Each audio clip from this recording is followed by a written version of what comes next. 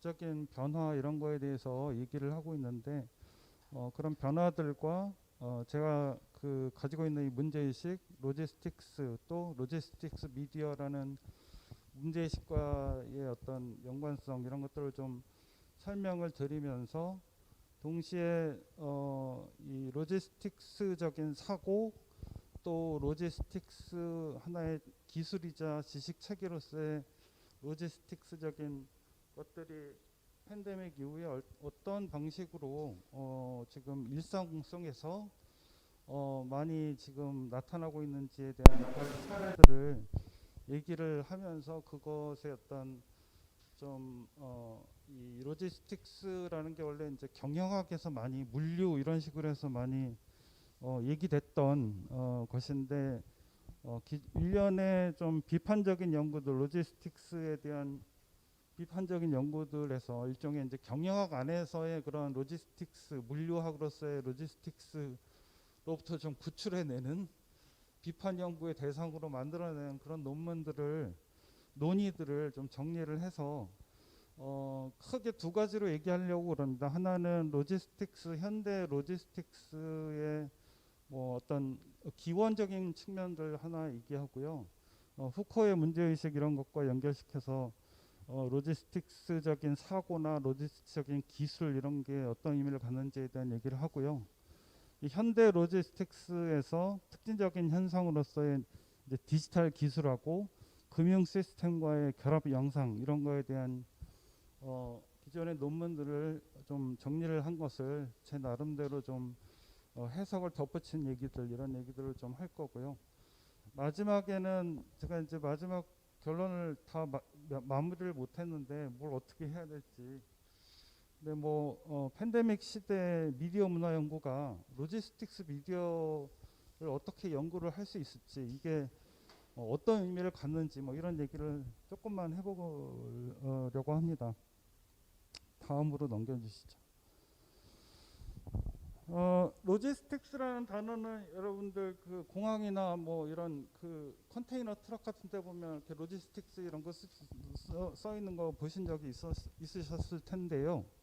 사실은 이제 물류라고 표현이 되고 번역이 되고 경영학이나 뭐 이런 데서 많이 사용하는 뭐 일반적인 어떤 로지스틱스가 뭐냐 그러면은 사람, 어떤 물자, 자원, 즉 사물이죠. 그다음에 요즘에는 데이터 이런 것에 어떤 이 데이터들을 어떻게 저장하고 운송하고 이동시키고 그것을 적절한 타이밍에 적절한 어떤 통로를 통해서 안정적으로 그것을 가능하게 만들 것이냐, 이용 가능하게 만들 것이냐 이런 거와 관련된 이런 거와 관련된 지식 체계이고 또 어떤 그런 관련된 기술이라고 일반적인 정의로 일단 시작을 하려고 합니다. 그래서 제가 봤던 자료 화면에 보시면은 제가 한 세 가지 정도 팬데믹과 동시에 그 다음부터 딱 벌어진 일이라고는 볼 수는 없지만 그 전부터 있었던 일이긴 하지만 코로나 사태를 겪으면서 지난 1년 동안 이런 것들이 더 도드라지게 또 드러나고 우리의 어떤 주목을 많이 끌게 되고 또 그런 것이 어떤 던져주는 것들이 좀 있는 것 같아서요. 몇 가지 가져와 봤는데 첫 번째가 가져온 이유가 제 논문이 너무 잘 못 써가지고 너무 현학적이고 딱딱하고 재미없고 그래서 발표는 재밌게 하자 이런 취지에서 하나는 이 배민 커넥트의 광고입니다. 이게 내가 원할 때 달리고 싶은 만큼만 해가지고 뭐 이 문구들을 가져와 봤어요. 내가 원할 때 달리고 싶은 만큼만 시간 날 때 한두 시간 가볍게 운동 삼아 한두 시간 가볍게 주말 오후 한두 시간 함께해요 배민 커넥트. 옆에 있는 화면은 그 배민 커넥트의 그 앱을 깔아서 그 지원하는 지원 과정들이 이제 이렇게 진행 과정이 이렇게 다이아그램으로 이렇게 표시되어 있습니다. 1번 요거를 하고 그 다음에 2번을 하고 이 과정들을 다 거치고 나서 마지막 완료를 누르면 이제 이 어플리케이션 지원이 되는 거죠. 또 하나는 제가 이게 시간상 그냥 던지겠습니다. 자세히 설명을 못하고. 또 하나는 비슷한 건데요. 이 책에서 이 최근에 2019년에 나온 뭐든 다 배달합니다라는 전직 프레시안 기자 김하영 기자가 쓴 책에서 가져온 건데요. 이 친구는 이제 흥미롭게도 뭐 대리운전이며 뭐 배민이며 쿠팡이며 이런 것을 제가 개인적으로 알고 있지만 몸으로 직접 다 부딪힌 다음에 그것을 이제 책으로 쓰는 그런 특이한 저널리스트라고, 어떻게 보면 보기 드문 저널리스트라고 볼 수 있는데요. 이 친구가 이제 작년에 2019년에 자기의 쿠팡이며 배민이며 대리운전 이런 경험들을 썼던 책들에서 가져온 겁니다. 이 오른쪽에 그 여러 가지 얘기들이 있는데 거기에 보면 배민 커넥트로 이렇게 자기가 등록하는 거 관련된 얘기들이 쭉 나와 있어요. 그래서 그걸 좀 써봤고요. 이제 자기의 그 스마트폰 안에 이 친구한테 그림을 좀 이렇게 그려서 표현을 하는데, 자기가 이제 그 한 달 동안 이렇게 했을 때 배민 커넥트의 정산 내역이 어떻게 뜨는지 그 스마트폰 안에 그 그림들을 좀 가져와 봤습니다. 이게 이제 뭐 제가 딱 요거만 집어서 얘기한다라기보다는 이런 이미지나 어떤 이런 장면들이 오늘날 그 팬데믹 이후에 불거졌던 뭐 배달 노동이나 플랫폼 노동이나 뭐 여러 가지 이런 문제들을 좀 얘기하는 차원에서 좀 얘기를 했던 거고요. 세 번째가 마지막인데 아마 많이 그 얘기를 들어보시지 못하셨을 텐데요. 시간이 없을 것 같습니다. 이거는 영상을 보려고 했지만 말로 하겠습니다. 이 친구가 신사임당이라는 굉장히 유명한 유튜버입니다. 이 친구가 뭘로 유명해졌냐면 여러분 네이버 스토어라고 그 온라인 네이버에서 제공하는 온라인 스토어 이렇게 내가 이렇게 사업자 등록증 가지고 있으면은 돈 한 푼 안 들이고 거기에서 일종의 온라인 스토어 이커머스 온라인 스토어를 열 수 있거든요. 그럼 네이버에서 다양한 검색 서비스, 네이버가 가지고 있는 검색 데이터들 이런 거를 이제 다양한 종류의 어떤 그 정보들을 받을 수가 있는 거죠. 그래서 네이버는 이 스마트 스토어를 개설하고 나서 굉장히 작년 한 해 동안 엄청난 매출을, 다른 뭐 쿠팡도 마찬가지지만 엄청난 매출을 보였는데 이 친구가 이제 이걸로 굉장히 그 유명해졌습니다. 이 업계에서 굉장히 갑자기 레전드로 이 주목을 받기 시작하면서 이 친구가 이제 유튜버로 하던 이커머스 이거 때려치고 요즘에 안 하는 것 같아요. 예전에는 뭐 운동기구 이런 거 사다가 이렇게 팔고 뭐 이런 거 막 했었는데 요즘에는 다 접고 스마트 스토어나 이커머스나 이런 걸로 해서 대박을 친 사람들을 찾아다니면서 이 사람들을 인터뷰해서, 전직 PD입니다. 인터뷰해가지고 그걸 유튜브 방송으로 뭐 주식 투자며 부동산 투자며 이커머스로 해서 온라인 스토어로 성공하는 사람들의 얘기들을 방송으로 만들고 있는 그래서 뭐 그 조회수 이런 거 보면은 다 뭐 한 30만 40만 웬만한 화면들은 다 넘고 또 100만 넘는 뭐 그런 조회수 넘는 화면들도 있고요. 이제 여기에 보면 그 스마트 스토어가 그런 예시라고 볼 수 있는데요. 네이버에서 제공하는 이 검색 서비스에 내가 팔려고 하는 물건들이 어떻게 하면은 검색에 잘 나오게 할 수 있는지 뭐 이런 거에 대한 얘기들을 이제 어떻게 하면 이커머스를 통해 가지고 대박을 칠 수 있나 뭐 이런 어마어마한 이 지식들이 유튜브 여러분 좀 들어가서 이렇게 보시면은 진짜 한도 끝도 없이 많이 있습니다. 뭐 주식 투자, 요즘엔 주식 투자부터 해가지고 다 있는데 제가 주목했던 분야는 이런 이커머스 분야에서의 어떤 이런 데이터 분석 이런 것들을 통해 가지고 어떻게 거기서 돈을 벌 수 있을 것인가, 한 달에 1,000만 원 매출을 어떻게 찍을 것인가 이런 거에 대한 걸 좀 얘기를 하고 싶었습니다. 그래서 결국에는 제가 하려고 하는 얘기는요, 로지스틱스라는 이 어떤 사람, 물자, 데이터의 이동, 보관, 또 이런 것들을 어떻게 적재적소에 조달할 것인가에 대한 이 아이디어가 팬데믹 이후에 굉장히 많은 우리의 일상 속에서 확산되고 주목을 받게 되고 있다라는 이야기고, 사실 이게 로지스틱스가 물리학 경영학에서의 어떤 그런 논의 지식 체계일 뿐만이 아니고 후코나 아니면 많은 군 역사가들의 논의에 따르면은 로지스틱스가 가지고 있는 어떤 역사들, 군대에서의 어떤 역사들, 뭐 전략 전술에 대한 얘기라던가 아니면은 후코가 얘기했던 훈육 권력이나 아니면 생명 정치 권력, 이런 것이 로지스틱스적인 사고 또 로지스틱스적인 지식 체계와 굉장히 밀접하게 연관되어 있다라는 그런 논의들을 좀 소개를 하고 싶었고요. 이제 현대에 와서는 이게 다양한 디지털 기술들과 결합이 되고 또 금융 시스템 부분들과 결합이 되면서 현대 로지스틱스는 훨씬 복잡한 양상으로 진화하고 있다라는 얘기를 제가 시간이 분명히 많이 까먹었을 거기 때문에 막 뛰어넘고 있는데요.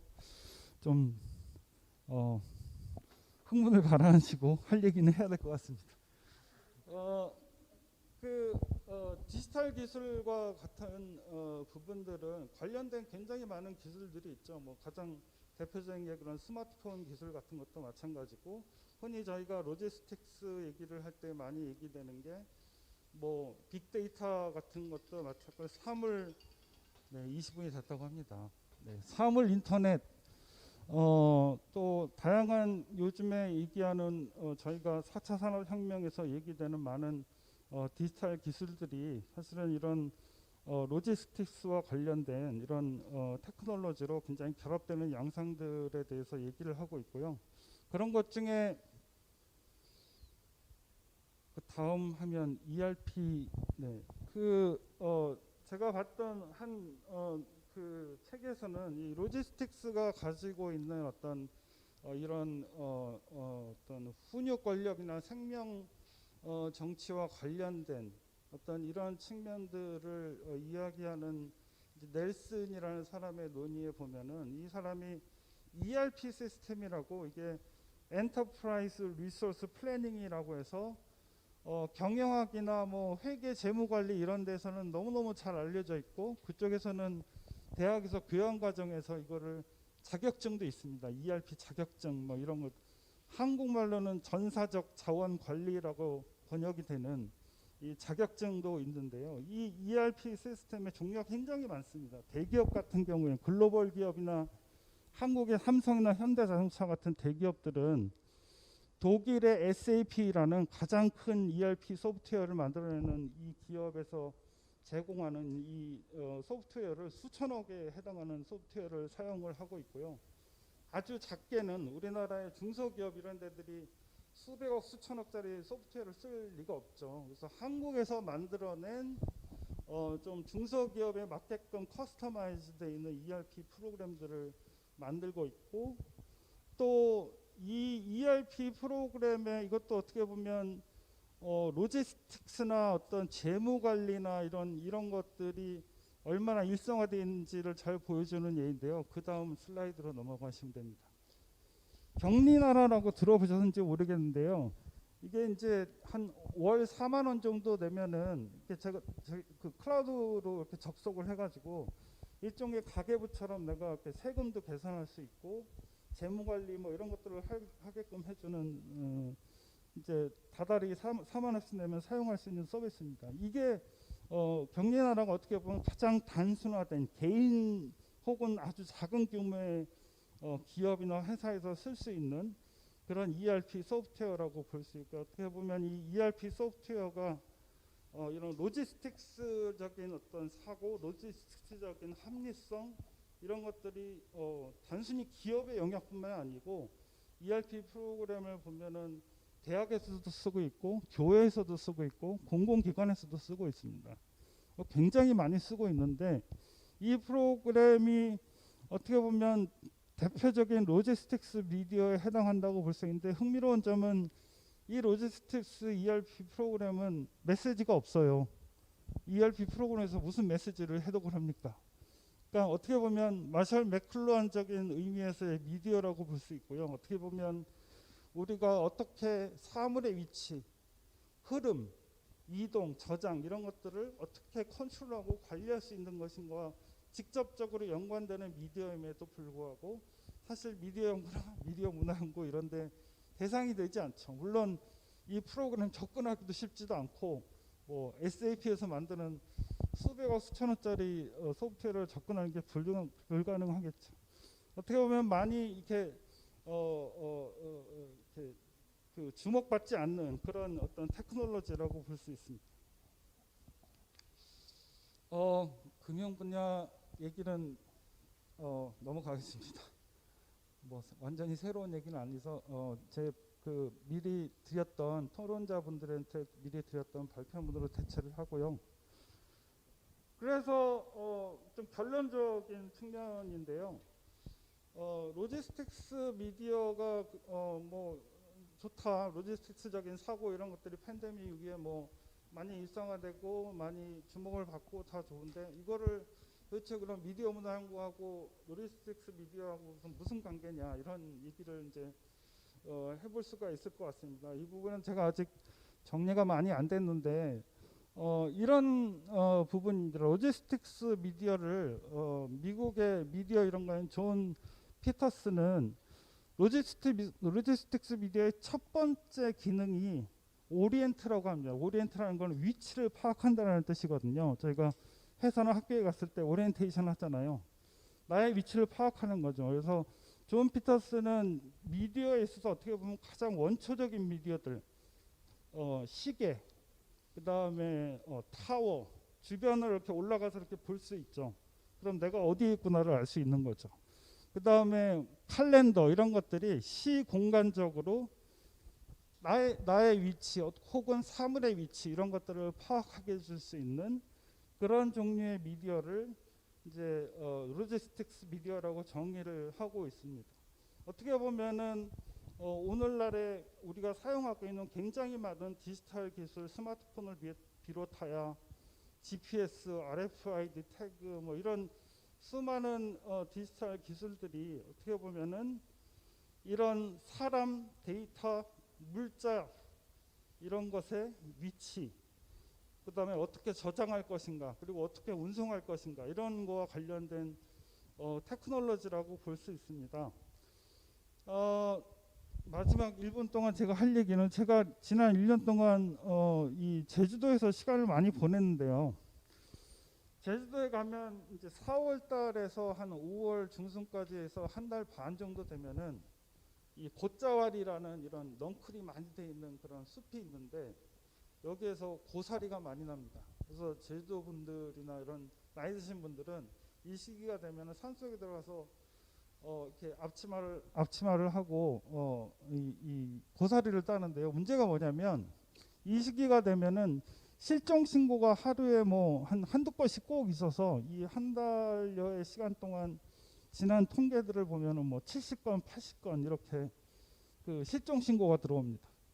이게 제주도라는 이 곶자왈이라는 곳에 가면은 요즘에는 다 뭐 어르신들도 다 스마트폰을 가지고 있죠. 근데 이 스마트폰이 거기에 들어가서 신호가 잘 터지질 않습니다. 이게 막 신호를 잡으려고 돌다가 이제 배터리가 방전되는 일이 생기는 거죠. 제가 그래서 많은 제주도에 있는 지자체에서 늘 이 시기가 되면 광고하는 게 제발 호루라기를 가져가십시오. 호루라기라는 이 도구는 어떻게 보면은 나의 위치를 알려주는 그런 도구이죠. 그러니까 사실은 내가 바람으로 불어가지고 나의 신체의 일부 어떻게 보면 호루라기 없이 휘파람을 잘 부는 사람들은 호루라기가 필요가 없을겠죠. 근데 이제 호루라기의 도움을 받아가지고 내 신체의 어떤 기능의 연장으로서 그걸 확대시켜주는 그래서 나의 위치를 알리는 테크놀로지라고 볼 수 있죠. 제가 이 로지스틱스 미디어와 관련된 문제의식, 그 다음에 지거트나 아니면 존 피터스가 얘기했던 컬처럴 테크닉에 대한 문제의식들을 가져와서 얘기하는 이유는 이런 겁니다. 저희는 늘 어떤 실천이나 활동이나 우리의 어떤 현상이나 이런 것들이 오늘날에 존재하는 모든 미디어들에 의해서 다 매개될 거라고 생각을 하지만 사실은 그 안에는 어떻게 보면 미디어 연구나 미디어 문화 연구 안에서 미디어와 문화가 무엇인지 이 둘의 관계에 대한 저희들의 어떤 되게 편의적인 사고방식이 있지 않나. 다시 말하면 지금 현재 존재하는 스마트폰이건 어떤 테크놀로지건 이 모든 테크놀로지들이 과거부터 우리가 해왔던 활동들을 다 매개하지는 못한다는 겁니다. 언제나 잔여적으로 남아있는 것들 그리고 앞으로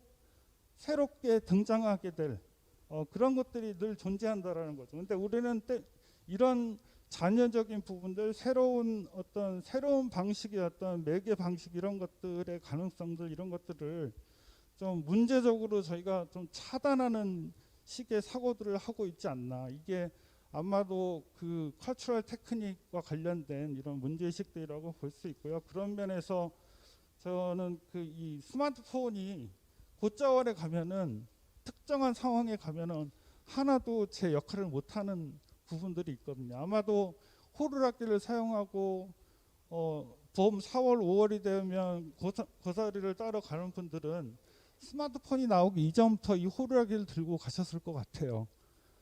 어떻게 보면 오늘날에도 모든 스마트폰이 우리는 디지털 테크놀로지에서 우리의 위치가 다 낱낱이 드러나는 감시사에 살고 있는 것 같지만 반드시 그렇지는 않다라는 겁니다. 이게 우리의 모든 활동들이 다 현재 존재하는 모든 테크놀로지에서 동일하게 다 매개되고 이런 것이 아니라 언제나 잉여의 부분들 이런 것들이 존재한다라는 좀 그런 문제의식을 좀 더 발전시키려고 이런 얘기들을 좀 가져왔고요. 네, 그렇습니다. 잘 토론 아직 미완성 페이퍼라서 토론을 잘 부탁드리겠습니다.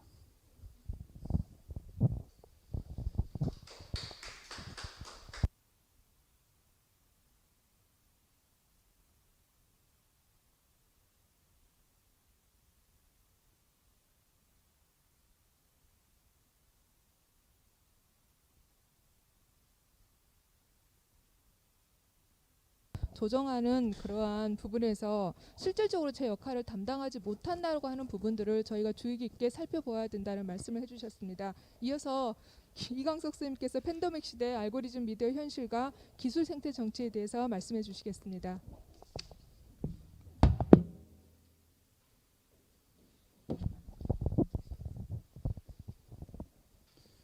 제가 내용은 볼 수 없나요?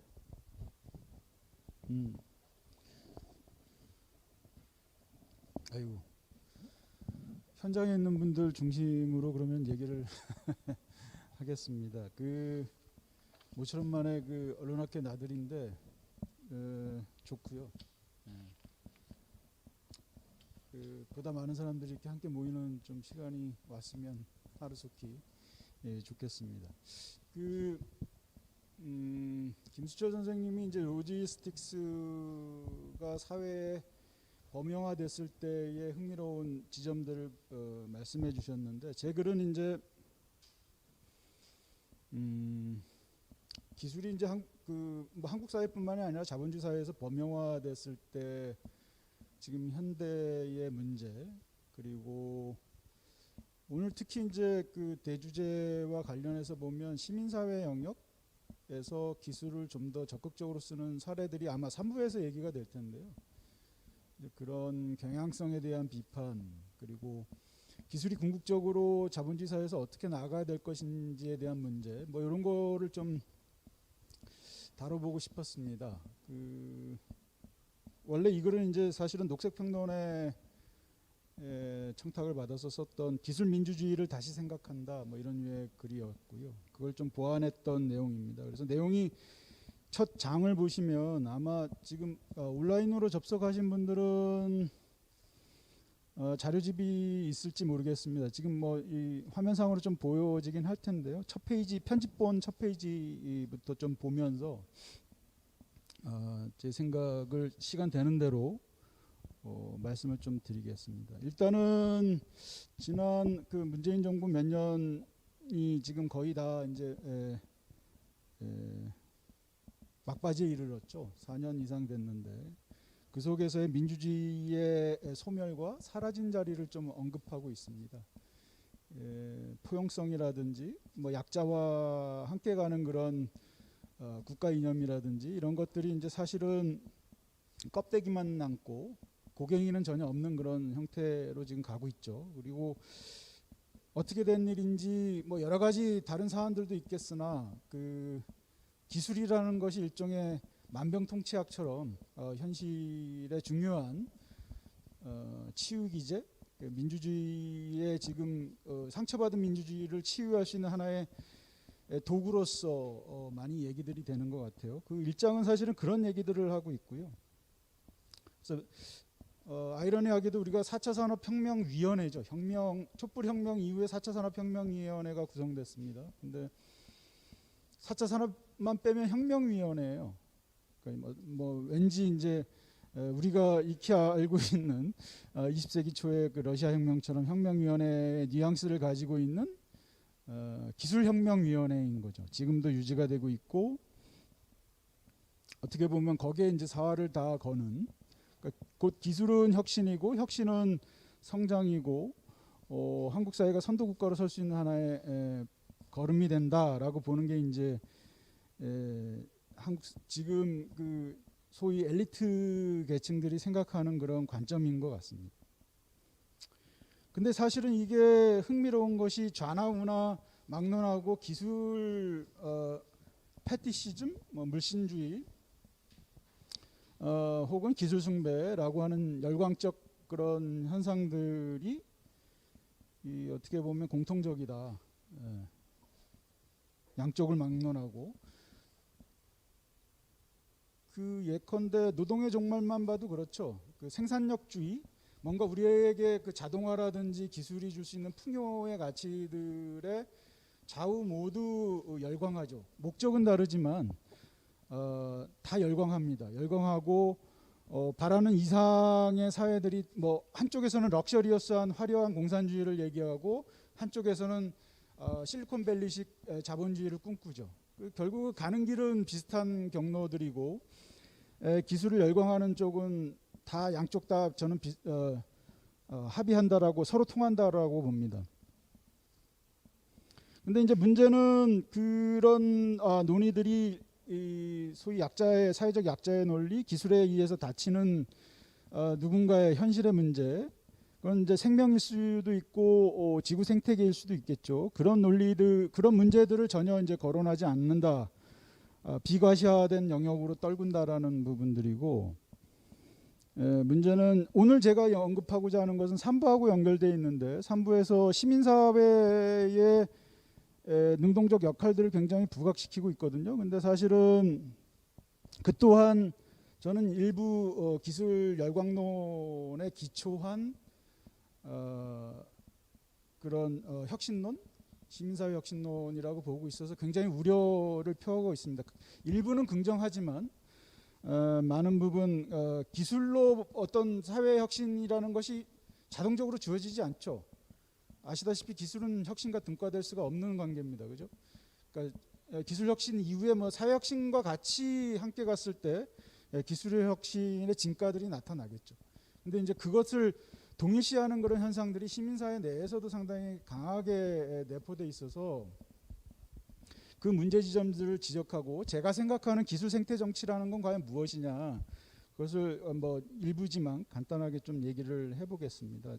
1장은 제가 이제 말씀드린 대로 그렇게 정리가 될 것 같고요. 그러니까 2장으로 가면 그러니까 현재 기술의 문제 지점들을 코로나 국면에서 얘기들을 하고 있습니다. 사실은 그 첫 단락 밑에 보면 디지털 기술이 일상의 조직 원리가 되는 현실에 대해서 비판을 하고 있고요. 최근에 그 티지아나 테라노바와 함께 토론을 할 수 있는 기회가 있었는데, 근데 그분도 이제 테크노 소셜 기술 사회라는 논리를 얘기하고 있어요. 그게 뭐냐면 사실은 경제 시장이 사회적인 것을 덮어버리는 그런 논리가 우리가 보통 신자유주의라고 많이 알고 있죠. 근데 그 신자유주의의 새로운 국면이 뭐냐면 이 티지아나 테라노바도 마찬가지인데 그런 기술적인 신기술의 원리가 신자유주의와 같이 접붙으면서 새로운 사회적인 것을 규정하는 원리가 되는 것을 얘기할 때 테크노 소셜하다라고 얘기를 하고 있고요.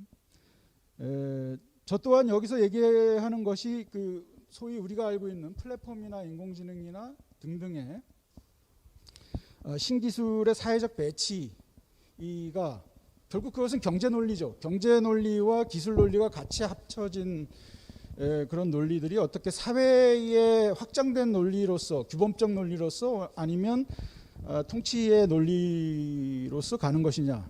아까 이제 김수철 선생님이 푸코 얘기도 하셨지만 사실은 테라노바도 푸코에 많이 의존하고 있죠. 안전개념, 시큐리티 개념에 입각해서 현대적으로 신기술이 어떻게 그런 안전, 통치와 관련된 안전이라는 개념과 연결되는지를 이제 설명들을 하고 있죠.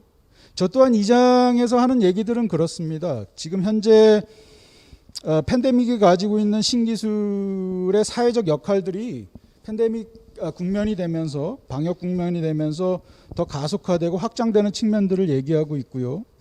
그리고 로지스틱스 아까 말씀하셨지만 저는 이제 플랫폼 중심 플랫폼 기술이 어떻게 사회적인 배치 자원들의 배치죠. 그게 유형이 됐건 무형이 됐건 노동까지 포함해서 플랫폼 매개형 사회 배치 일종의 이제 플랫폼이 이 사회적 공장이 되고 그것들이 어떻게 사회를 재배치하는가의 문제들을 지적을 하고 있습니다. 4페이지로 가시면요. 그래서 노동의 문제도 제기하고 있고요. 실제 우리가 이제 자동화나 이런 기술의 확장 국면을 얘기할 때 노동의 종말들을 많이 하고 일자리가 사라진다라고 얘기하지만 사실은 고용 없는 파편화된 굉장히 위태로운 일자리들을 많이 일감들을 만들어내는 것을 우리가 이제 주목하지 못하고 있는 그런 현실인 것이죠.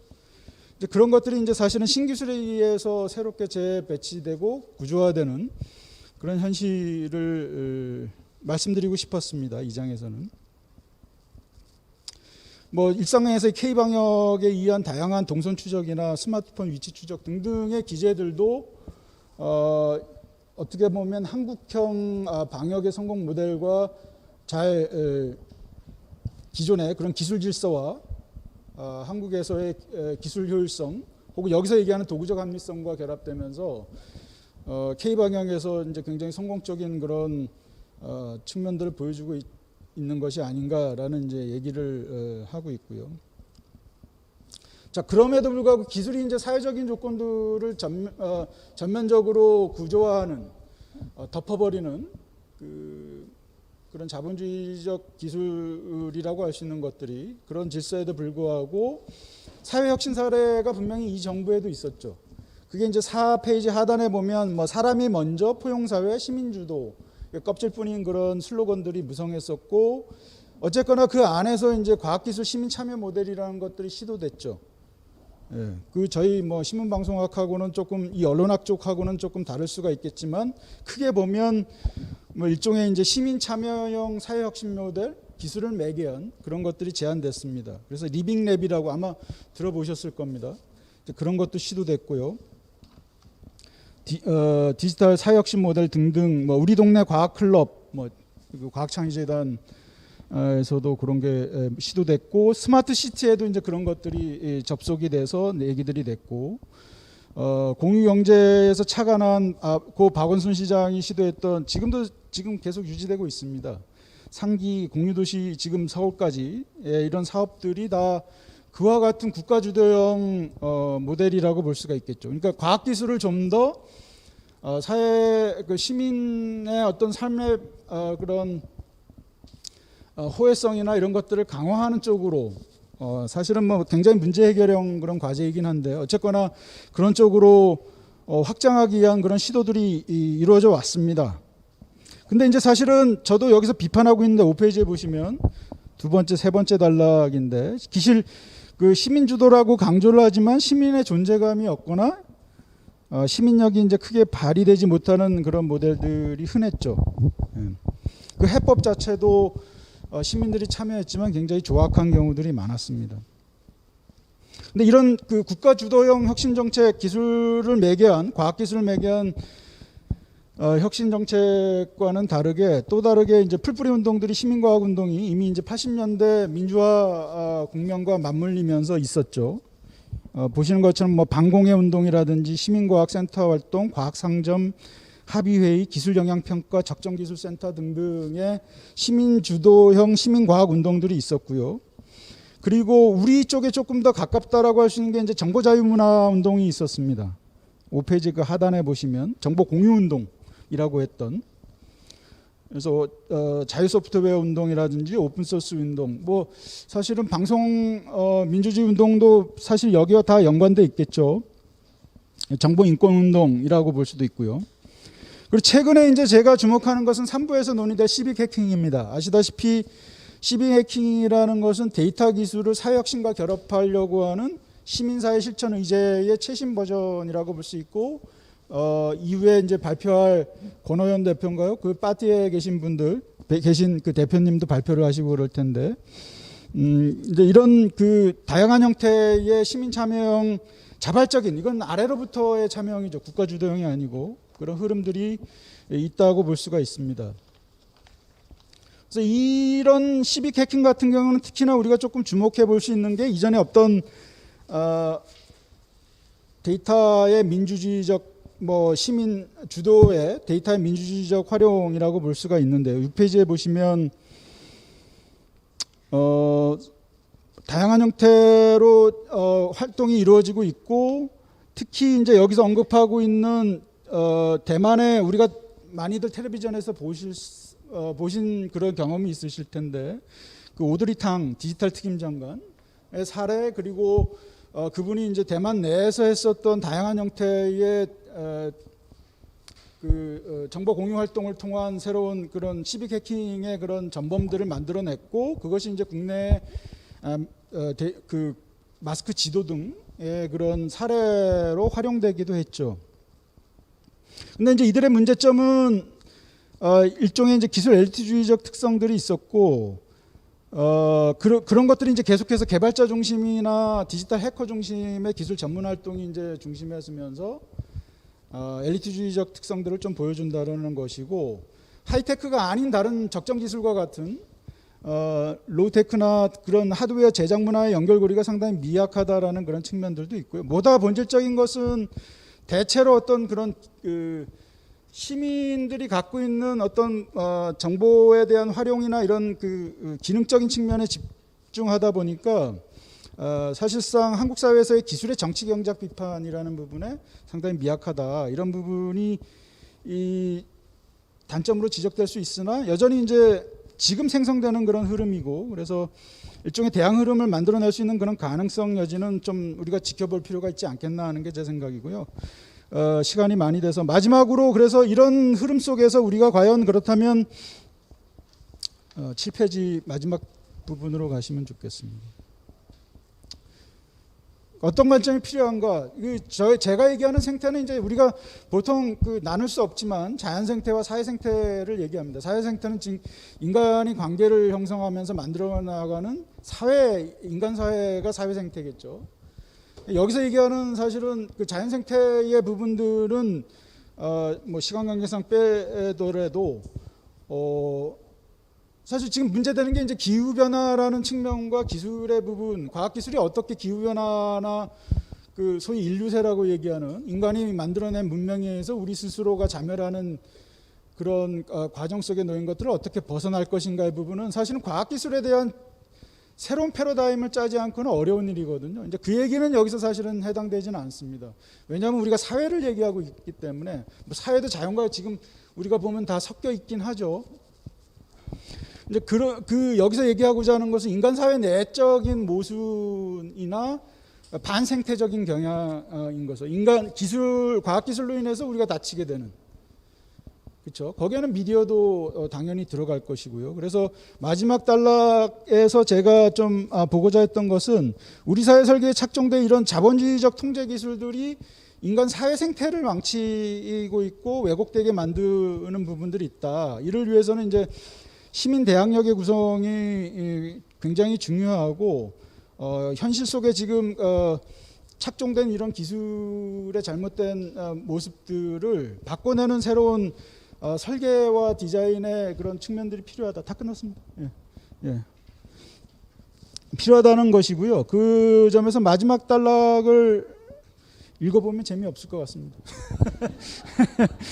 그래서 한번 보시고 해서 보다 적극적인 지금 12해킹이 가지고 있는 어떤 그 효율성에 기초한 어떤 기술 효율성에 혹은 데이터의 개방성이나 그와 관련된 뭐 자유로운 해커 정신 이런 것들을 발휘하는 변화 모색 지점들이 좋긴 하나 보다 본질적이고 사회 모순으로서 작동하고 있는 그런 기술 디자인 자체의 어떤 변화들을 꾀하는 그런 총체적인 설계, 대안적 설계가 없으면 상당히 어렵겠다라고 보는 것이 이제 제 마지막 결론입니다.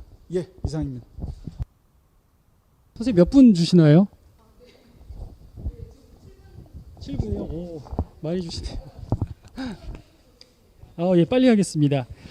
일단 김술철 선생님 발표 잘 들었습니다. 사실은 그 페이퍼를 읽어보면 이 발표는 페이퍼가 훨씬 더 재밌고 흥미롭구나 이런 걸 느낄 수가 있어요. 그러니까 선생님께서 뭐 제가 뭐 이렇게 뭐 나쁜 뜻으로 얘기하는 게 아니라요.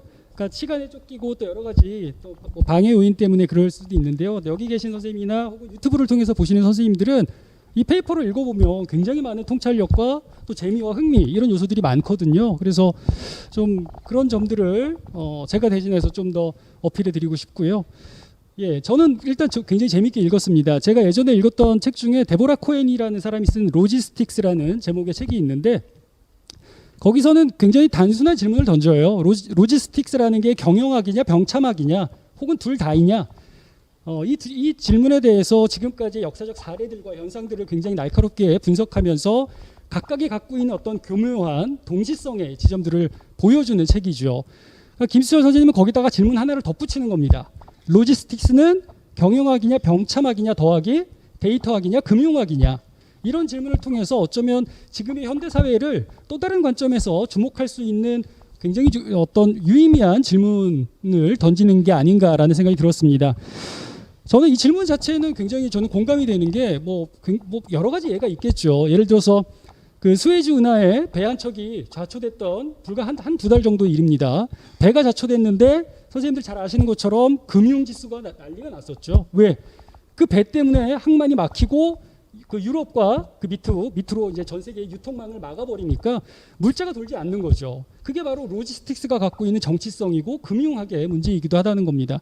뿐만이 아니라 그 스웨즈 운하의 사건을 계기로 해서 굉장히 많은 데이터 변동량들 이런 것들도 뉴스 기사를 보면 금방 체크할 수 있거든요. 그러니까 이게 결코 다르지 않은 문제라는 것을 질문으로 제시해 줬다는 점에서 저는 일단은 굉장히 유의미하게 평가할 수 있다는 생각이 들었습니다. 뭐 지하철도 마찬가지겠죠. 사실 그 제가 경기도 일산 사는데 항상 서울로 나갈 때마다 지하철 편 그 있잖아요. 시간표를 이렇게 체크하면서 지하철을 타기도 합니다. 근데 이 말을 왜 드리냐면요.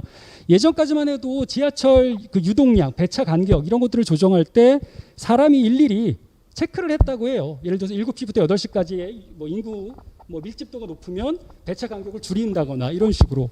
근데 최근에는 어떤 전략을 취하냐면 SKT나 KT의 전파 우리가 지하철만 타면 자동으로 데이터가 연동돼 갖고 LTE로 자동으로 우리가 와이파이도 다 사용할 수가 있거든요. 그러니까 언제 누가라는 말을 빼고요. 언제 얼마만큼의 인구가 유통되고 있는지, 밀집되는지, 분배되는지 이런 것들이 굉장히 명쾌한 데이터 흐름으로 잡힌다는 거죠. 그러니까 로지스틱스라는 것은 단순히 우리가 생각했을 때 택배, 물동량 혹은 뭐 항만 이런 것들만 생각하기 쉬운데 선생님께서 던지신 질문은 그게 아니라 일상 속에 굉장히 많은 부분 포진되어 있고 그러한 정치학의말로 우리가 앞으로 향후 미디어 연구가 과제로 삼아야 될 중요한 자원이 아닐까라는 질문을 던지는 걸로 저는 이해를 했습니다. 시간 너무 어떡해?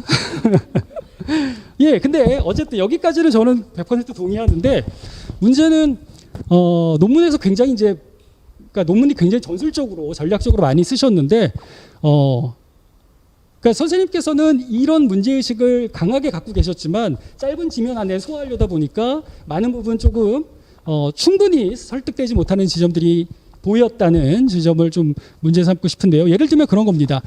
그러니까 결국 로지스틱스라는 것은 물자의 배분으로 특징 지을 수 있습니다. 그런데 이때 갖고 있는 물질성이라는 건 운동성, 부피, 무게 혹은 시간, 공간, 그것을 보내는 힘 이런 것들, 말 그대로 물리적인 작용들을 굉장히 중요한 요소로 포함하겠죠. 그런데 그러한 성격의 로지스틱스 논의를 데이터학으로 그대로 어떠한 번역의 과정 없이 옮길 수 있을까? 혹은 금융학으로도 그대로 옮길 수 있을까? 원리적인 유사성은 충분히 이해가 갑니다. 왜냐하면 데이터의 흐름을 주도하는 것 혹은 그 흐름을 어떻게 배치하는가. 마찬가지로 금융의 흐름을 돈이 어떻게 모이고 흩어지는지를 잘 분배해서 정치적으로 어떻게 우리가 읽어낼까. 굉장히 중요한 질문이겠습니다만 표면적인 그러니까 표면적인 원리적 유사성만으로 로지스틱스가 데이터학과 금융학 쪽으로 바로 어떠한 번역의 과정 없이 진출될 수 있거나 매개될 수 있다라고 전제하는 것은 조금은 더 부가적인 설명이 필요하지 않을까. 왜냐하면 지금 우리가 당장 알 수 있는 것처럼 지하철 예나 수에즈 운하만 하더라도 그 각각은 A와 B의 선행 관계로 존재하는 거지 곧바로 침투돼서 이것이 이거다, A가 B다라는 식으로 동일성의 원리에 따라서 판단하기는 조금 어려운 현상이기도 하거든요. 그래서 선생님께서 주장하는 바는 굉장히 중요한 것 같습니다만 또 마지막 부분에 선생님께서 미디어 비판 연구에 나아갈 방향에 대해서 로지스틱스가 어떤 함의를 줄지에 대해서도 간략하게 언급하셨는데 마찬가지로 구체적인 접점들이 조금 더 명쾌하게 제시가 돼야지 좀 더 논의가 풍성해지고 선생님의 문제 제기가 조금 더 설득력 있게 제시가 되지 않을까 싶기도 합니다. 예. 남았어요? 그럼 또 하겠습니다. 예, 두 분 선생님 다 하는 건가요? 그래요? 예, 죄송합니다. 두 번째 이광석 선생님의 발표도 마찬가지로 한번 글을 읽어보시면 좀 더 많은 내용을 알 수 있을 것 같아요. 아니 제가 먼저 읽어보니까 두 분 거 많이 공부하면서 배워갖고 제가 좀 약하는 것 같지만 사실 지금 그런가요? 예, 아무튼 좀 읽어보시길 바라고요. 그래서 저는 이광석 선생님의 글을 거의 같은 입장이라서 저는 크게 반대 의사 없이 혹은 비평의 지점들을 좀 많이 찾지 못했는데 그럴 때 제가 찾는 방법이 반대자의 입장에서 읽어보는 태도이거든요. 내가 만약에 이광석 선생님을 전적으로 반대하는 패널 쪽에 있다면 어떻게 반비판을 제시해 볼 수 있을까? 그 대표적인 사례가 이광석 선생님은 여기서 말하는 기술 만능주의, 기술 지상주의가 민주주의의 위해가 된다. 혹은 굉장히 많은 부분 여러 가지 가치 면에서 많은 예를 드셨지만 굉장히 많은 위험 요인들을 갖고 있다라고 상정을 하고 계신데 공부를 한 사람들은 그게 어떤 맥락들을 갖고 있는지 숨겨진 함의들을 충분히 짐작할 수 있지만 사실은 민주주의가 기술과 관련해서 어떤 식의 위해를 당하고 있는지 민주주의의 적으로 규정할 수 있는지 등에 대해서는 조금 더 논의가 좀 더 촘촘해야 되지 않을까라는 생각이 들거든요. 그 이유는 어떤 민주주의를 말하는 건지 정치적인 민주주의인 건지 아니면 데모스의 몫의 배분으로서의 민주주의인지 굉장히 많은 다양한 각도에서 민주주의를 얘기할 수 있는데 민주주의라는 그 자체가 추상화된 나머지 위험도 추상화돼서 제시가 된다는 느낌이 듭니다. 그 말은 우리가 환경위험 떠올렸을 때 지금 북극에 얼음이 녹고 있어 어디서 산불이나 굉장히 추상적으로 들리죠. 그런데 당장 쓰레기 분리수가 대란이 나타나니까 이거 어떻게 뭔가 좀 바꿔야 되겠다 이런 식의 조치가 나타나는 거랑 좀 비슷한 맥락일 수도 있는데요. 선생님 논의 속에서 기술 만능주의에 대한 비판이 너무나 전면화되다 보니까 그 기술 만능주의가 민주주의와 대단 관계 속에서 어떤 식의 위험 요인들을 어떤 맥락 속에서 어떤 구체적인 사건을 통해서 구현시키는지를 저로서는 조금 찾기가 많이 어려웠던 지점도 있습니다. 예를 들면 그 거대한 해킹을 보면은 그렇잖아요. 페이스북을 통해서 계속 편향된 메시지를 보여준다. 이것도 굉장히 중요한 민주주의에 대한 위반 사례겠죠. 그런데 또 반대 사례로 보면 미얀마에서 굉장히 많은 부분 민주주의가 미디어 데이터를 통해서 전 세계 서방 국가들로 전달되기도 하고요. 중동에 있는 여대생이라고 그냥 땀 펼치고 말하겠습니다만 이 친구들이 계속해서 서방 세계와 소통하는 창구도 마찬가지로 디지털 미디어라는 거죠. 플랫폼이기도 하겠고요. 말이 엄청 빨랐어요. 좀 진정을 하고요. 그러니까 제가 던지고 싶은 질문은 과연 어떤 민주주의에 대해서 얼마만큼의 위해를 가하는지에 대한 조금 더 구체적인 분석이 전개돼야지 그에 대한 우리가 선생님께서 뒷부분에 말씀하셨던 것처럼 그에 대한 기술적인 호응들 혹은 시민사회의 어떤 시너지 효과들 이런 것들이 좀 더 가능해지지 않을까 싶기도 합니다.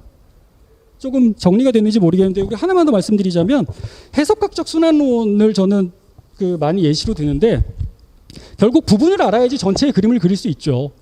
그런데 부분을 알아야 전체의 그림을 그릴 수 있는데 전체를 모르는데 부분을 알 수가 없습니다. 결국 부분과 전체는 동시에 알아가야 되는 이렇게 앞 왼발 오른발 이렇게 나아가는 거겠죠.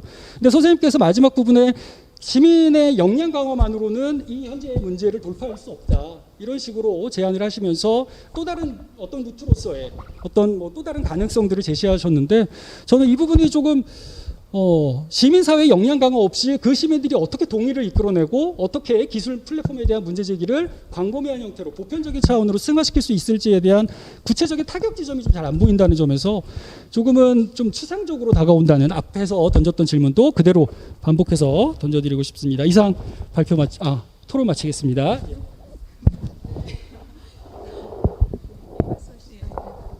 선생님 매우 바쁘시게 말씀해 주셨습니다. 네, 드디어 이동호 선생님 차례입니다. 네, 말씀 부탁드립니다. 예, 박승현 선생님이 뭐 가열차게 말씀을 해주셔가지고 저는 사실은 좀 넋두리를 하려고 했는데 시간이 없어서 넋두리 다 빼고 예, 그러니까 사실은 두 분 선생님 발표 너무 잘 들었고요. 항상 좀 배움이 많이 있어서 너무 감사드리고요. 저는 지금 두 분이 어떻게 보면은 그러니까 사실 이 두 논문이 그러니까 지난 1년 팬데믹 상황 속에서 도대체 무슨 일이 일어났는가 이게 뭐 변화가 일어나는데 실질적으로는 막 그 정보 조각들이 오면서 막 변화가 일어나고 있어. 플랫폼 노동자의 뭐 주고 뭐 불안정한 노동. 근데 한편으로는 막 가상화폐 부동산 주식 몰빵하는 막 이런 각자 도성의 사회 모습 이런 것들이 굉장히 혼란스럽게 다가오는 가운데 이제 민주주의의 가치 이런 얘기와 그다음에 한편으로는 어떤 기술의 활용 이런 것들이 불가피하고 그것을 선점하는 것이 굉장히 중요하다.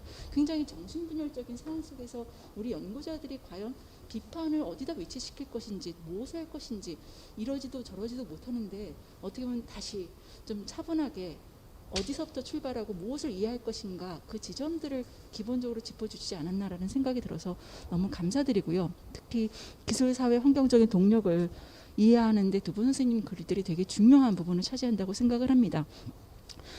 김수정 선생님 그래서 늘 항상 새로운 단어와 이런 것들을 가져와서 공부해야지 뭐 이런 생각을 하게 만드는데요. 그러니까 특히 로지스틱스 미디어를 이제 비판 연구를 새롭게 가져오려고 시도를 하시고요. 사실 근데 미디어 연구에서 로지스틱스 미디어에 대한 관심은 그 전에 뭐 그러니까 그 트랜스포테이션 뭐 운송과 커뮤니케이션 분리되기 이전에 뭐 이런 그 커뮤니케이션 그 이게 모든 이동과 그러니까 정보, 물자, 뭐 사람의 이동과 커뮤니케이션, 정보 이동이 함께 갔던 시절이 있었고 또 그 부분에 대한 어떤 미디어에 대한 연구는 뭐 이니스, 뭐 짐스 캐리, 뭐 맥클루한뿐만 아니라 또 이런 정보 통제라든지 이런 문제에 대한 사이버네틱스라든지 이런 이 과거의 전통적이 있어서 사실은 그 부분이 저희가 잘 살려야 될 미디어 전통이 미디어 연구 전통이 아닐까라는 생각이 들면서 특히 이제 현재 디지털 미디어 네트워크 환경이 되면서 이런 다시 이제 운송과 커뮤니케이션 이런 물자 이동 저장 뭐 이런 것들이 다시 그 어떻게 우리 사회에 작동하고 있는가 이런 것들을 살펴볼 필요성이 생겼고 또 미디어 연구에서 이러한 소위 로지스틱스 미디어에 대한 연구가 포함돼서 조금 더 이거를 좀 미디어 환경을 좀 현재 굉장히 협의의 미디어가 아니라 좀 전체론적으로 바라볼 수 있는데 되게 중요한 역할을 이론적인 토대를 닦으시리라고 생각을 합니다. 그러면서 제가 들었던 몇 가지 질문이라고 하면 질문 있는데요. 사실은 아까 말씀드렸던 그런 그 매체 개념, 기술 개념에서 봤을 때 사람, 사물, 정보 이동, 통제 기술, 지식 체계로서의 어떤 그 매체 개념으로 봤을 때 왜 우리가 굳이 로지스틱스라는 개념을 가져와야 되는지, 특히 로지스틱스라는 개념 자체가 그동안 뭐 물류, 경영, 뭐 비즈니스, 국제 교류, 정보통신 기술 공학 이런 데서 굉장히 전문화된 단어로 특히 굉장히 그 기존의 어떤 합리성, 생산성 향상 같은 기술적인 이데올로기에 종사하는 효율성을 위한 단어로서 활용이 되는데 이 개념을 어떤 식으로 가져올 것이고 그 결들을 어떻게 만들어 나갈 것인지 한번 생각을 좀 해볼 수가 있을 것 같고요. 그리고 또한 이런 로지스틱스 미디어, 로지스틱스를 가져왔을 때 그 기존의 그런 어떤 비판적인 측면들, 아까 뭐 군사적인 폭력성과의 관계, 상업적 모빌리티의 관계, 뭐 아니면 생태적 뭐 자본적 착취와의 관계, 금융화와에서의 어떤 관계, 그런 문제와 더불어 그러니까 미디어 연구 쪽에서 어떤 식으로 이거를 확장해 나갈 것인가, 아니면 좀 더 심화시켜 나갈 것인가, 그리고 특히 미디어 문화 연구가 어떤 식으로 기여할 것인가, 이제 사실 뒷부분에 그 부분이 안 적혀 있어서 조금 더 궁금하긴 하는데, 마지막에 그 아까 그 잉여적 자녀적 것들이 어떤 새로운, 그러니까 사실 그건 되게 생태학적인 미디어 생태학적인 그런 어떤 그 미디어의 이해와 그다음에 그런 그것이 갖는 그런 이해가 갖는 어떤 비판적인 측면, 이런 것들을 추구하시는 것이 아닌가. 그래서 도대체 그게 뭘까 좀 궁금했었고요. 그 다음에 사실 그 또한 위치 파악하기란 문화적인 테크닉으로서의 로지스틱스 이제 개념을 가져오셨는데, 사실 그게 좀 그러니까 조금 더 이렇게 좀 되게 그 결들이 좀 있는 것 같아요. 그러니까 위치 파악하기뿐만 아니라 그게 다 이동성, 흐름 통제, 뭐 연결성, 뭐 그다음에 각종 분류, 뭐 이런 범주, 뭐 이런 뭐 추상화, 뭐 이런 것들과 다 연결되어지는 개념으로서도 활용되어질 수 있지 않을까. 뭔가 이게 좀 뭔가 그 개념적으로 조금 선생님이 지금 생각하시는 것에서 조금 더 뭔가 더 나가시는 방향 같은 거를 생각해 보신 건 있는지 좀 여쭤보고 싶고요. 그 다음에 이광석 선생님 글은 제가 처음부터 저기 박승현 선생님은 다 동의하는데 저도 너무나 전적으로 동의하면서 맞아 이러면서 읽었거든요. 그러니까 디지털 기술이 일상생활을 구성하는 원리가 되고 있고, 이런 특히 기술 지상주의, 기술 해법주의, 기술 물신주의에 대한 비판을 하시는 거 전적으로 동의하고요.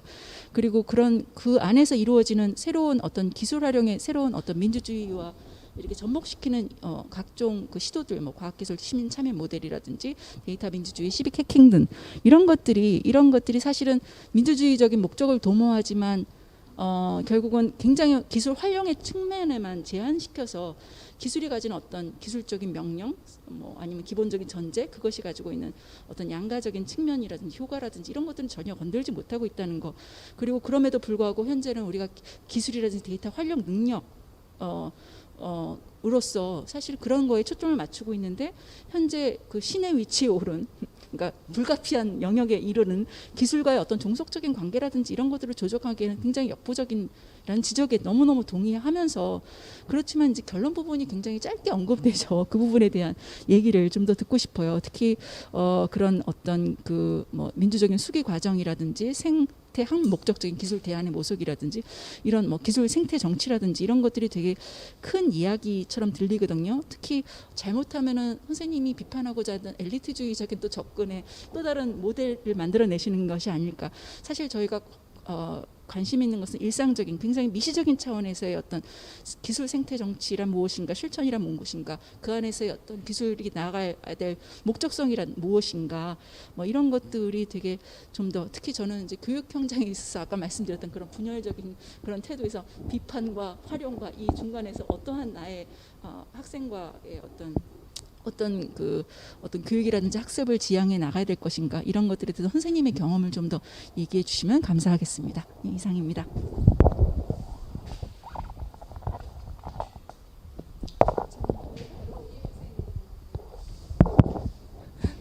네. 예. 안녕하세요. 마지막으로 하니까 좋은 점이 앞에서 했던 거 이렇게 선생님들이 말씀하신 걸 지워나가니까 제가 얘기할 게 별로 없는 것 같아요. 그래서 좋습니다. 두 분 선생님 발표 너무 잘 들었고요. 또 제가 굉장히 평소에 좋아하고 또 글을 읽기를 좋아하는 분들이라 저도 역시 동의해 가면서 읽고 또 오늘 발표도 들었습니다. 두 분 다 이제 약간의 차이점에 대해서는 앞서 두 분 토론자 선생님께서 얘기를 해주셨기 때문에 전 좀 공통적으로 합해서 말씀을 드리고 싶은데요. 두 분 다 두 가지 점을 얘기를 해주신 것 같아요. 하나는 일단 미디어 연구가 확장되어야 한다. 그러니까 이게 당위일 수도 있는데 최근 우리가 경험한 이제 팬데믹 시대에 더욱더 이것이 그 몸으로 또 아픔으로 다가왔기 때문에 미디어 연구가 확장되어야 한다라는 그 전제 하나, 그다음에 또 다른 하나는 그와 나란히 미디어에 대해서 그동안 우리가 갖고 있었던 기대가 너무 컸나? 약간 이런 반성 같은 것이요. 그러니까 민주주의의 매개라든가 혹은 민주주의의 장이라든가 혹은 우리를 더 잘 살게 해줄 수 있다라는 믿음 같은 것들이 혹시 미디어 연구를 하거나 미디어 교육을 하는 우리 스스로도 너무 과도하게 크게 키워왔던 것은 아닌가. 이런 이제 두 가지가 사실은 같이 가는 건데 한쪽으로는 확장해서 관심사를 넓혀야 되는데 그렇다고 그것이 그 효과에 대한 과도한 기대는 아니라는 것. 이 두 가지를 아마 두 분 선생님께서 공통적으로 얘기를 해주신 게 아닌가 싶어요. 그래서 미디어 안에 뭐 메시지나 내용이나 의미나 거기에 뭐가 담겨 있다라고 우리가 그동안 기대하고 분석하고 뭐 배우고 학습했던 것에서 벗어나서 이제는 미디어가 인간이나 또 자연 환경과 갖는 관계에 대해서, 그러니까 미디어 바깥의 경계죠. 그래서 경계에 대해서 조금 더 관심을 가져야 되고, 그것이 그냥 이론적인 문제가 아니라 이제는 정말 실질적인 문제이기 때문에, 그러니까 생태 문제라든가 민주주의 문제가 그냥 추상적인 것이 아니라 너무나 우리 몸에 다가오는 문제이기 때문에 정말 이제는 더 절실하게 그것을 논의를 해야 할 것 같다. 이런 얘기를 두 분이 전 해주셨다고 생각을 합니다. 그래서 굉장히 그 성찰도 담겨 있고, 두 분 다 결론이 정확히 없다고는 하셨지만 저는 앞으로 우리가 나아가야 할 방향에 대해서 명확하게 얘기를 해주셨다고 생각을 해요.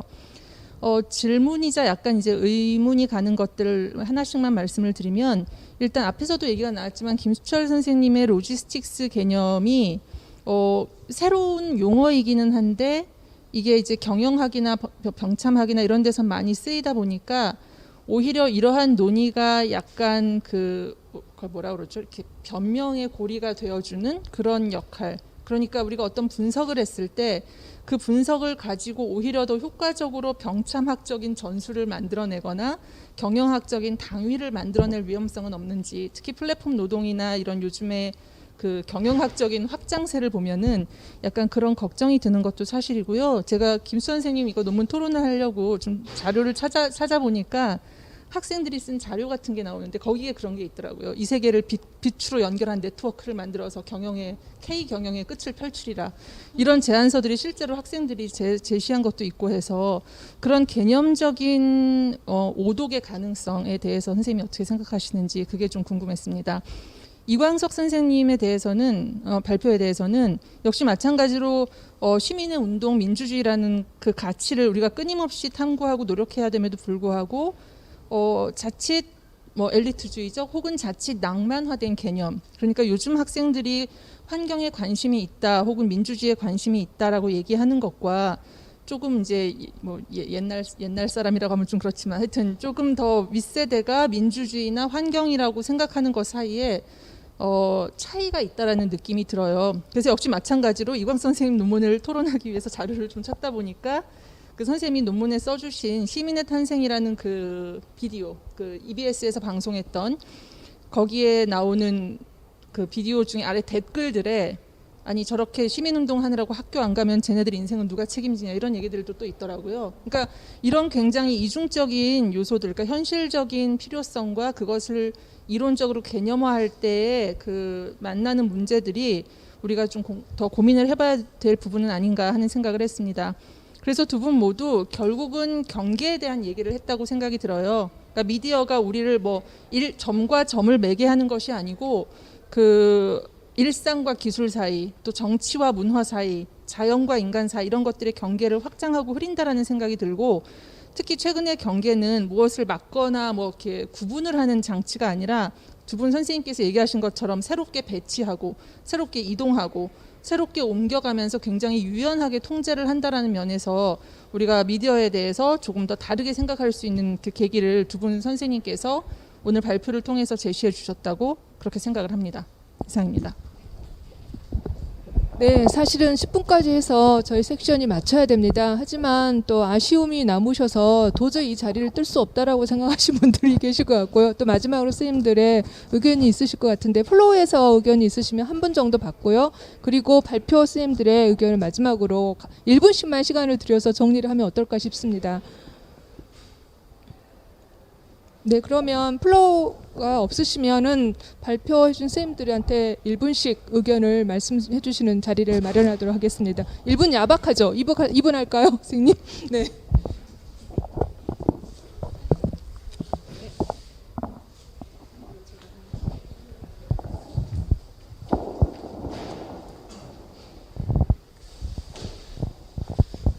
네, 뭐 여러모로 굉장히 부족한 글인데 너무 후하게 좀 그 얘기를 해주셔서 감사드리고요.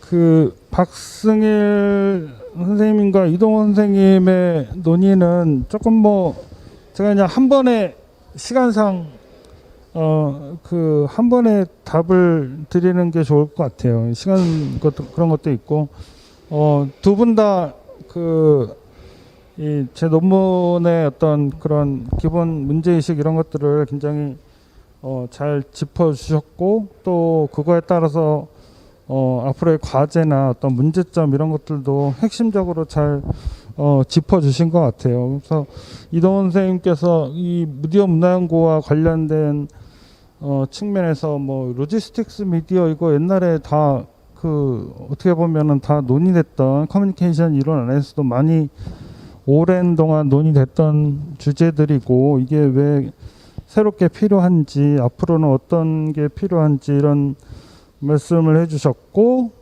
또 아까 이게 그 박승현 선생님은 시제적인 어떤 접점들 이런 구체화된 접점들 이런 말씀을 해주셨는데 결국에는 저는 미디어 문화 연구에서 할 수 있는 부분들은 결국 주체성의 문제를 다루는 거인 것 같아요. 그러니까 제가 그 부족하지만은 이 몇 개의 자료들을 통해 가지고 좀 드러내려고 했던 것도 과거에 우린 그 새로운 어떤 주체의 등장이나 이런 것들을 얘기를 할 때 우리가 이렇게 의존했던 어떤 미디어들 이런 것들이 좀 저는 어떻게 보면 제 논문의 기본 시각은 이게 어떤 우리가 이동을 한다던가 아니면은 어떤 교통 과거에는 그렇게 연결시킬 수 없었던 이런 교통이나 운송이나 이런 거와 관련된 이런 기술이나 미디어들의 어떤 사용 또 그것이 가정하고 있는 어떤 전제들 이런 것들에 의해서 주체성을 얘기할 수 있는 시기가 되고 있다라는 게 이제 어떻게 보면 제 문제의식이고요.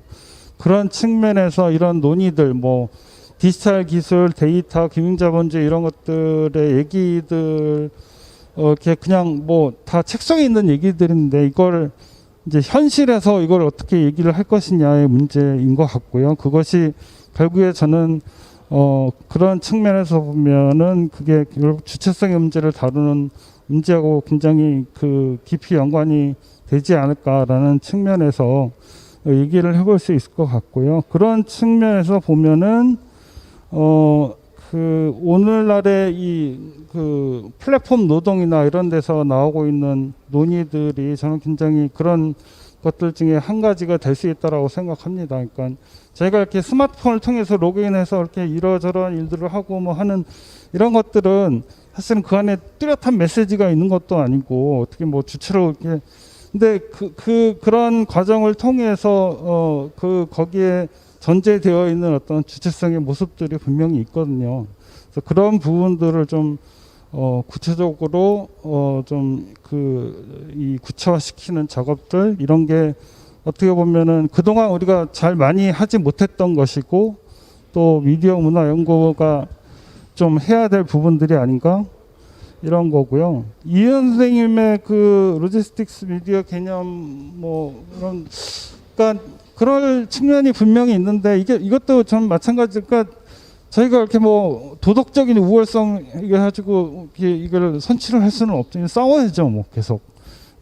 그쪽에 어떻게 보면 이런 담론들이 분석의 대상이 될 수도 있을 것 같아요. 이런 것들을 로지스틱스나 뭐 이런 어떤 아이디어나 사고 체계 이런 것들이 점점 많아지고 있다라는 게 어떻게 보면 경험적인 사실이고 그런 걸 가지고 계속 끊임없는 분석의 대상으로 삼는 수밖에 없는 것 같습니다. 네, 이상입니다.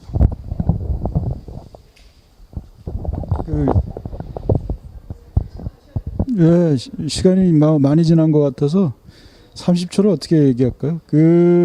하여튼 이건 글이 정세 분석식의 글이에요. 우리 아시다시피 이제 구체적인 분석이나 뭐 예를 들면 이제 플랫폼 노동과 관련해서도 많은 요새 주목을 갖고 지금 보고 있어서 이제 그런 지점에서 추상화나 아니면 현장의 논의나 이런 것들과의 연결성 이런 부분은 뭐 열심히 좀 더 노력할 거라는 말씀을 드리고 싶고, 그 점에서 이제 이윤 선생님하고 박신 선생님에 대한 일반적인 답은 된 것 같습니다. 그리고 시민사회 추상성 문제는 이제 대표성의 문제인데 이제 일부 그룹에 있어서의 문제를 제기한 것이고, 이동우 선생님 말씀에 대한 답은 사실은 결론도 사실 어떻게 보면 추상성 높은 실천의 방향을 제시하는 것이고, 강론에서는 그것들이 이제 어떻게 붙을 것인가의 문제들이 중요하다라고 볼 수가 있겠죠.